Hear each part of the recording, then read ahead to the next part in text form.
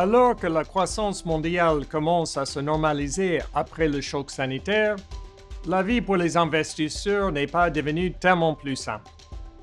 Les récentes évolutions conjoncturelles suscitent en effet de nombreuses questions. Combien de temps l'inflation élevée va-t-elle persister? Le resserrement des politiques monétaires va-t-il ralentir l'inflation en pesant sur la croissance? Les valorisations des actifs des marchés émergents sont-elles suffisamment attrayantes pour susciter un retour des investisseurs mondiaux? Et le risque financier en Chine peut-il être maîtrisé? Nous pensons que la hausse de l'inflation est temporaire. L'augmentation des taux de vaccination devrait permettre aux économies de poursuivre leur réouverture et les mesures de relance budgétaire devraient contribuer à stimuler la croissance mondiale. L'inflation demeure une préoccupation majeure du marché car elle peut renforcer les anticipations d'un resserrement des politiques monétaires des banques centrales.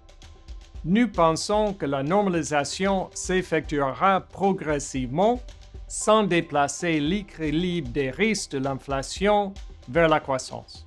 Toutefois, toutes les banques centrales ne sont pas logées à la même enseigne. La Banque centrale européenne lutte contre les attentes d'hausse de ses taux directeurs en minimisant le risque d'inflation. Elle est la plus accommodante des banques centrales. La Réserve fédérale américaine, en revanche, a annoncé son intention d'achever le processus de réduction d'achat d'actifs en juin 2022 et a prévu de commencer à remonter les taux à partir du troisième trimestre de l'année prochaine. La Banque d'Angleterre, qui se prépare à relever son taux directeur, est la moins accommodante. Dans l'ensemble, ce contexte continue de favoriser les actifs risqués par rapport aux valeurs refuges tant que le rendement réel reste faible. Les actions des marchés émergents ont sous-performé cette année.